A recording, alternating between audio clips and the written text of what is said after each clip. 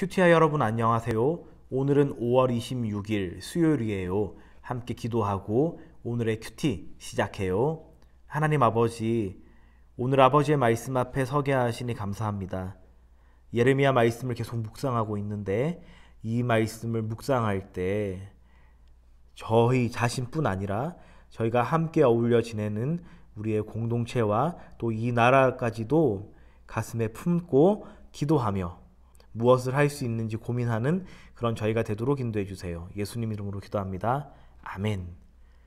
오늘 큐티의 제목은 나라와 교회를 위해 기도해요예요. 함께 읽을 말씀은 예레미야 9장 1절, 9절, 14절이에요. 이 본문을 우리를 대표해서 정지한 친구가 읽어드려요. 내 머리가 물이었으면 내 눈이 눈물의 샘이었으면 죽임을 당한 내 백성을 위해 밤낮으로 올 수 있을 텐데 이런 짓을 하는 백성에게 내가 어찌 벌을 내리지 않겠느냐. 그들은 마음대로 고집을 부리며 살고 그들의 조상이 가르쳐준 대로 거짓인 바알을 따르었다. 어찌하면 내 머리는 물이 되고 내 눈은 눈물의 근원이 됐고 죽음을 당한 내 딸 내 백성을 위하여 주라로 올리느라. 내가 이 일들로 말미암아 그들에게 벌을 하지 않겠느냐. 그 마음의 완악함을 따라 그 조상이 자기에게 가르친 바알됨을 따랐습니다. 아멘. 여러분, 예레미야의 별명이 있는데 혹시 뭔지 아세요? 네, 예레미야는 눈물의 선지자라는 별명을 가지고 있어요. 이 선지자 예레미야는 유다 백성에게 우상을 섬기지 말라고 계속해서 경고를 했어요. 자기 말이 아니라 하나님의 말씀이었죠. 그러나 하나님의 말씀을 유다 백성은 계속 불순종하고 듣지도 않았어요. 이런 유다 백성을 예레미야는 어떻게 생각했을까요?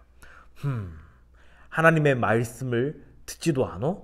감히 하나님의 말씀을 이렇게 가볍게 여겨? 또는 같은 나라 출신인 나 예레미야 선지자의 말을 귀담아 듣지 않아?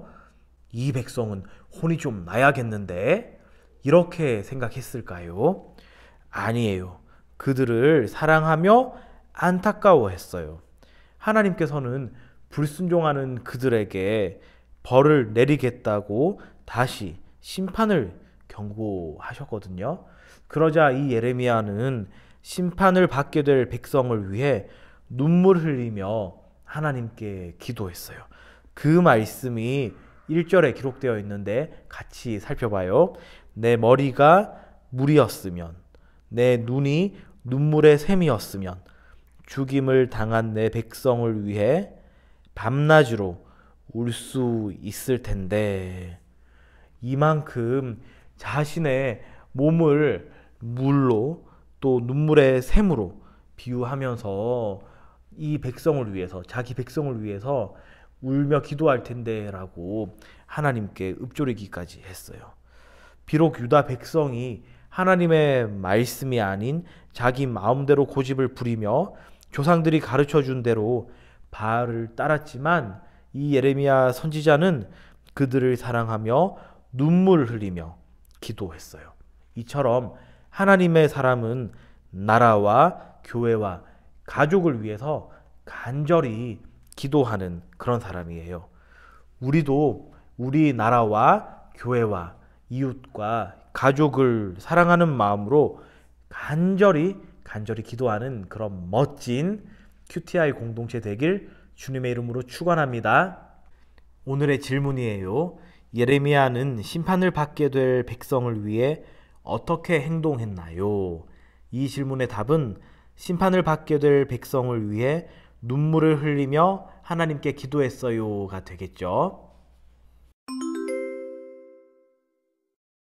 5손가락 묵상이에요. 오늘 묵상한 말씀을 손가락으로 하나하나 짚어가며 다시 정리해봐요. 자, 먼저 엄지손가락. 이 본문에서 하나님은 누구신가요? 여러분은 오늘 말씀을 통해서 어떤 하나님을 묵상해 보셨나요? 저는 오래 참으시지만 반드시 심판하시는 하나님을 묵상해 봤어요. 두 번째, 검지손가락. 이 본문이 나에게 지적하는 죄는 무엇인가요? 저는 하나님의 사람은 자신뿐 아니라 이웃과 나라를 위해서 기도해야 하는데 근래에는 더 기도하지 못한 모습을 오늘 이 본문이 나에게 지적하는 죄로 꼽아봤어요. 자, 세 번째, 중지손가락. 이 본문이 나에게 주는 교훈은 무엇인가요? 여러분은 어떤 교훈, 가르침을 오늘 묵상을 통해서 배웠나요? 저는 하나님의 심판의 말씀을 전할 때 사랑의 마음으로 해야 한다는 점을 배웠어요. 사랑의 마음을 가지고서 어려운 얘기들, 또 상대방이 들었을 때 가슴 아프거나 또는 위축될 수 있는 그런 얘기들을 사랑의 마음으로 해야 한다는 것, 이것을 배웠어요. 자, 네 번째, 이 본문이 나에게 주는 위로는 무엇인가요? 어떤 위로를 여러분은 받으셨나요? 저는 예수님의 이름으로 기도할 때 하나님께서 응답하신다는 것을 오늘 묵상을 통해서 위로로 삼아봤어요. 그러니까 이 나라와 이 민족과 그리고 이웃과 가족을 위해서 기도할 때 그저 기도하는 것이 아니라 예수님의 이름으로 기도할 때 그 기도가 반드시 응답된다는 사실을 다시 한번 떠올리면서 이것이 나에게 주시는 위로이구나 하는 것을 정리해 봤어요. 자, 마지막으로 적용은 여러분께서 말씀 묵상하시는 동안에 스스로 했던 결단이나 다짐을 정리해 보면 좋겠어요. 함께 기도해요.